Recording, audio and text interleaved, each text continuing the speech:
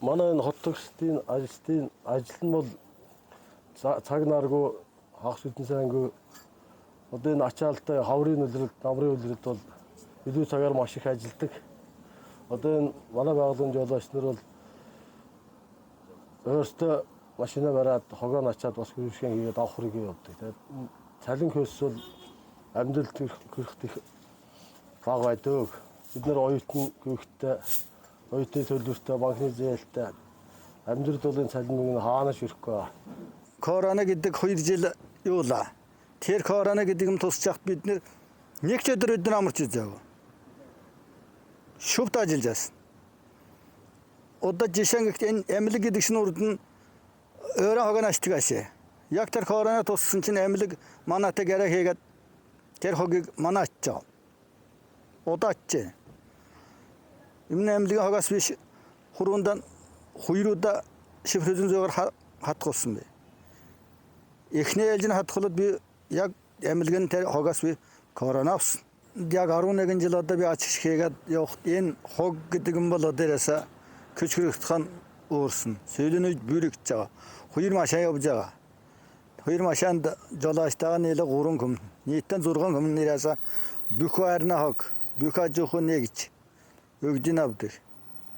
Тэгээд энэ тэнд одоо бүх цавирлага юу байна?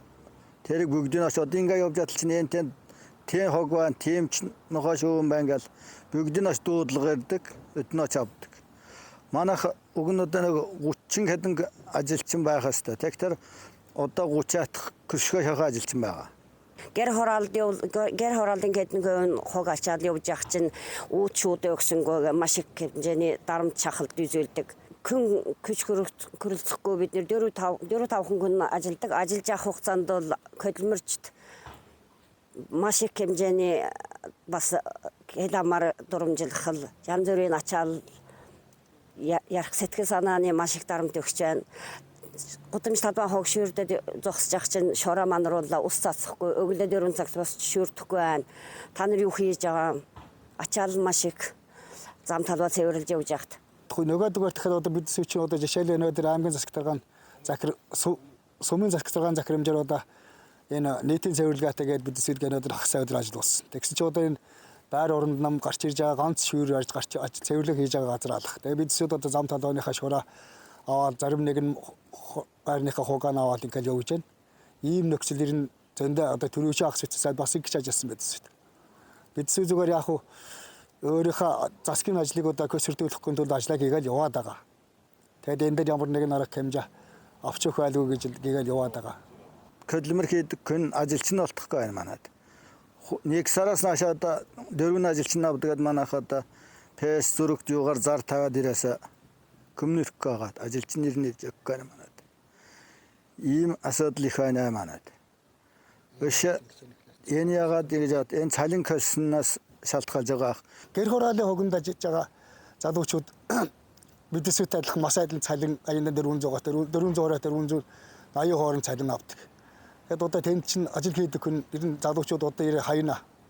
480 дээр чинь төгрөгийн төлөөд бидэсүүд энд цаг наргүй гэцэтгэж хавар шаардлагатай. Барилгааны туслах гэх чинь одоо 50-аас 80 мянган төгрөгийн цалинтай ажиллаж байна шүү дээ. Тэгээд тэрнэр өмнө гэдэг чинь залуусууд мөнгөнийхөө төлөө явуулдаг гэдэг нь зөв байлгүй. Тэгээд хот туслуулж чанаа газар чинь ажилдаг хүн болтохгүй. Одоо зар тавиад ажилдаг хүн болтохгүй шүү дээ. Одоо урд хогонд өөрчсөн хог төрдөг тракторын тэнд хороолын хог ач зэвж яадаг, хогонд өөрчсөн машин тэнд явж 2-3 машин тэнд явж яадаг. Ажилчид тэнд явж яадаг. Бидсүүд ард нь одоо зам талбайд зунд нь нугаан байгууламжтай хогтайг нь ажилдаг 4-5 хүнтэй. Хогонд нь аянд машингаар дагаа явж идэг 4 хүнтэй 2 машинаа гараа явж идэг. Тэгэхээр шин цаана хүний бит зурн тооны асуудлыг л бас нэм шийдэж өгмөр байна гэж л ярмаараа.